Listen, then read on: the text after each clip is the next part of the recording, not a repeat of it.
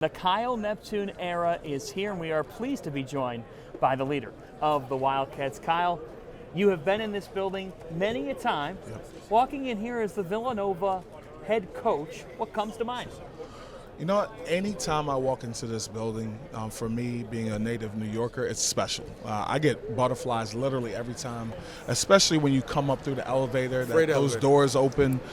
You walk through the back hallways, you see the pictures of the people who've performed here or have played here. It's always amazing. There's not one time I walk in here and don't get butterflies. Well, how do you put into words what this off season was like? Because you literally, in less than a year, you're literally in the midst of changing the culture of Fordham basketball. Yeah. We're all metropolitan area guys, and obviously we all took notice, as did the Atlantic 10. And then all of a sudden, this once-in-a-lifetime dream opportunity comes along. You know, it's pretty interesting. The only time I get a time to think about it is when I do interviews, because you guys ask me. Other than that, it has been pretty much of a whirlwind. You get a job at Fordham a year and a half ago now, and you're in the midst of building a program there. You go through a season.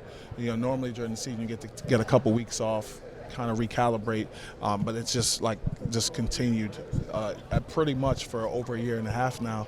So I, in my personal time, I really don't have too much time to think about it, which is a good thing, because I think that for a coach, the best thing to do is just attack each day and to do the best you can do in each day and whatever you're doing, and whether it's recruiting or on-court coaching or mentoring your guys or handling and talking with alums or whatever you're doing around the university or the campus. If you're just doing that to the best of your ability, I think that's the best way to attack it. And I've had, honestly, no time to do anything but that. So the culture of Villanova it speaks on itself. It's been there for a decade now under Jay Wright. You come in as the head coach. You were part of that culture. You were part of building that culture. Yeah. So I'm curious, now that you're the head guy, how do you keep that culture but still have your own imprint, the Kyle Neptune imprint? And that may take time, but I'm just curious how you're going to balance that. Yeah, for me, I think one thing, obviously there's a new head coach, but our staff is entirely intact. And, it starts with our associate head coach, George Halkovich, who's been at Villanova for 15 years. Wow. Our next guy, Mike Nardi, has been at Villanova for 12 years. Our next guy, Dwayne Anderson, I want to say it's his 7th year. You keep going down. Our director of basketball ops, Joey Flannery, 5 seasons.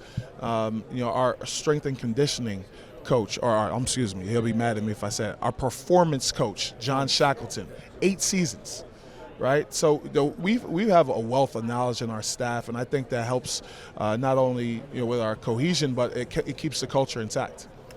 Looking at your team, to have a Big East preseason freshman of the year in Cam Whitmore. Yeah. You've talked about how different he is, just how special he is. These guys have been around the game. We talked about it a little bit earlier, and obviously you see it firsthand every day. What does the thumb injury do, if anything, and how do you foresee him going about the early part of the year once he is ready to go? Well, the first thing I'll say, this is basketball, right? Anything can happen. It's a contact sport. Injuries are part of it.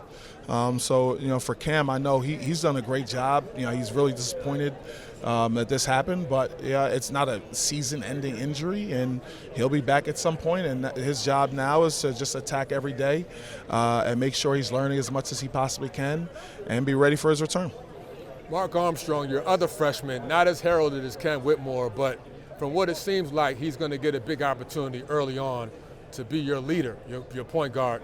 Give us some thoughts on him and how he's been so far. Mark Armstrong is, extremely talented. He's really unique. His mixture of speed and vertical athleticism, I don't know. I'm trying to think of the last guard that was.